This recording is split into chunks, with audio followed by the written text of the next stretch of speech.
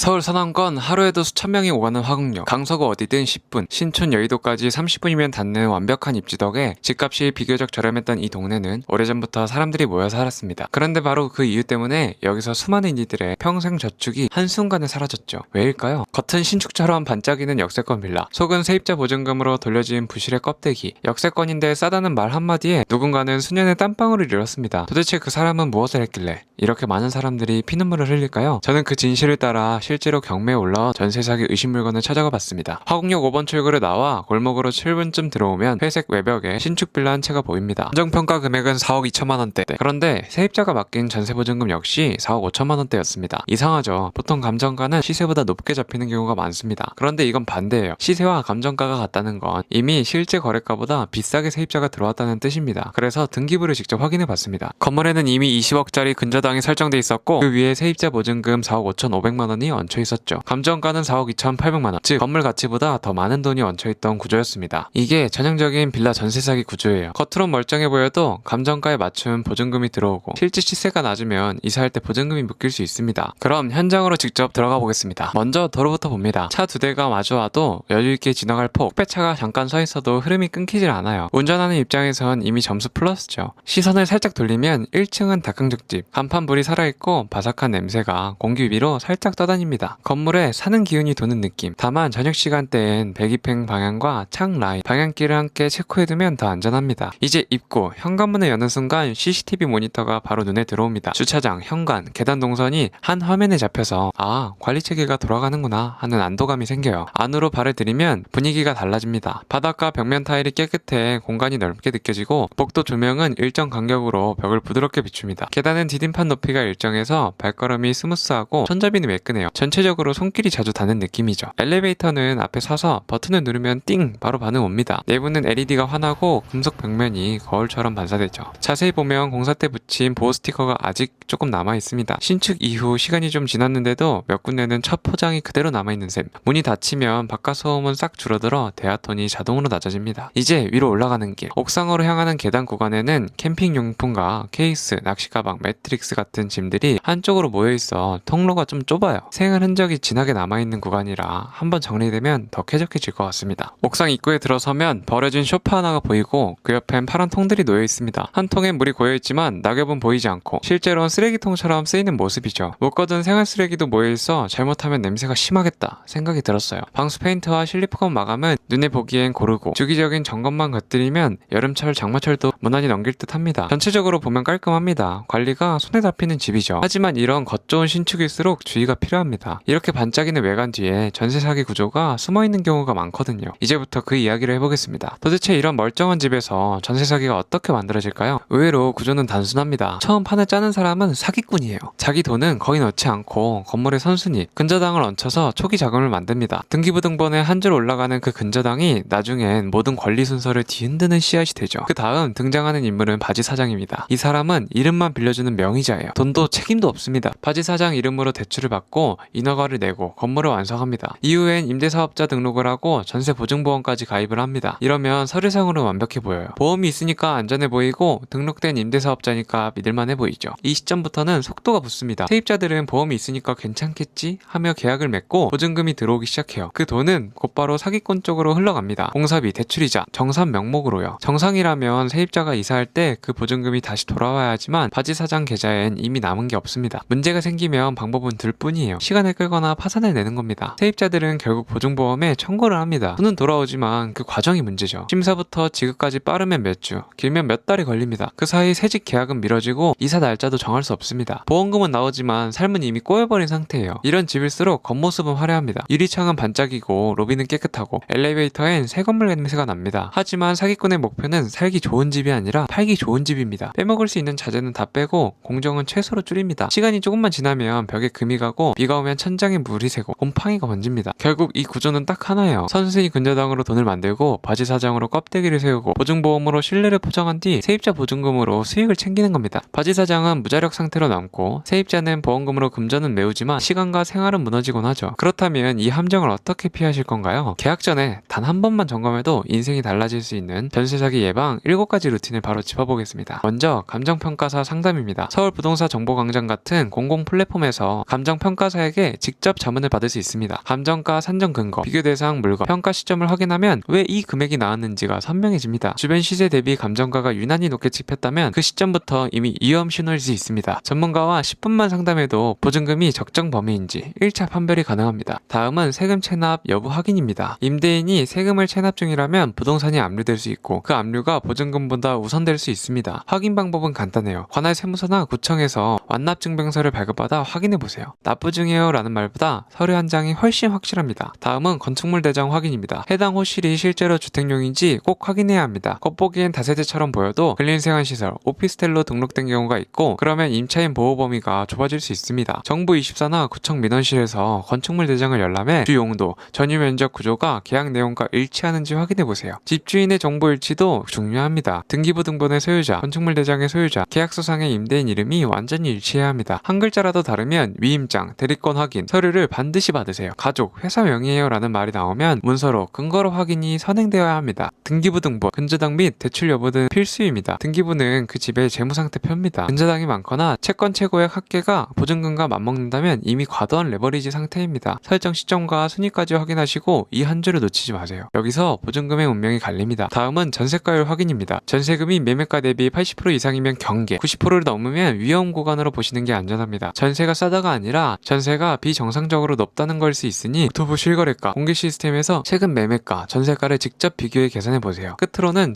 전세보증보험입니다. 핵심은 가입 가능이 아니라 가입 완료입니다. 보증 서류가 실제로 발급됐는지 확인하고 계약서에 첨부까지 해두셔야 합니다. 가능하다는 말만 듣고 잔금을 치르면 정작 필요할 때 보증이 적용되지 않을 위험이 있습니다. 이렇게 7가지를 체크하면 최소한 속지 않는 계약에 기본을 갖추게 됩니다. 종이에 적힌 정보만 믿지 않고 스스로 눈으로 보고 손으로 확인하는 것, 그게 결국 내 돈을 지키는 첫 번째 방패입니다. 이제 서류 속 이야기는 여기까지 하고 실제로 이 동네가 살기 어떤 곳인지 직접 걸어보겠습니다. 먼저 골목을 빠져나오면 초중고가 있어 등하굣길 동선이 짧습니다. 큰 길로 나오니 올리브영, 투썸플레이스 같은 생활 편의 상권이 줄줄이 붙어있어요. 저녁 시간대에도 불이 꺼지지 않아 야간 치간 체감도 괜찮습니다. 교통은 말할 필요도 없죠. 화곡역에서 라인을 갈아타기가 편하고 강서 전역은 버스로 촘촘히 이어져 있습니다. 출퇴근 시간대에 배차가 빨라서 기다림의 체감도 짧죠. 그리고 이 동네의 힘, 전통시장 2곳, 생활 물가 잡아주는데 이만한 존재가 없습니다. 신선식품이 빠르고 단골 시스템이 금방 생겨요. 오늘은 오랜만에 시장 간식으로 마무리해보겠습니다. 먼저 떡볶이, 밀떡인데 씹자마자 말랑하고 풀립니다. 소스가 과하게 맵지 않고 끝맛이 살짝 달큰해서 국물, 떡, 어묵 조합이 착 붙어요. 식감이 정말 좋았습니다. 순대는 위에 비닐을 덮어두어서 겉면이 마르지 않아 한입 베어불면 촉촉함이 먼저 옵니다. 소금에 찍어도 그냥 먹어도 잡내 없이 깔끔하더라고요. 마지막은 콜팝, 갓 튀긴 치킨이 입에 넣자마자 바삭바삭. 콜라는 차갑게 내려가서 기름기를 싹 씻어줍니다. 한 손에 들고 다니기도 좋아서 동네 한 바퀴 걷기 딱이네요. 시장 간식까지 챙겼으니 오늘 투어 여기까지 하겠습니다. 살기 좋은 요소가 많다는 건 충분히 느끼셨죠? 다만 생활 편의가 좋아도 늘 숫자는 냉정합니다. 집은 분위기로 고르는 게 아니라 서류와 구조로 검증해야 안전합니다. 그래서 마무리는 늘 공부로 돌아옵니다. 오늘도 영상 시청해주셔서 감사합니다. 다음 영상에서는 더 좋은 정보로 돌아오겠습니다.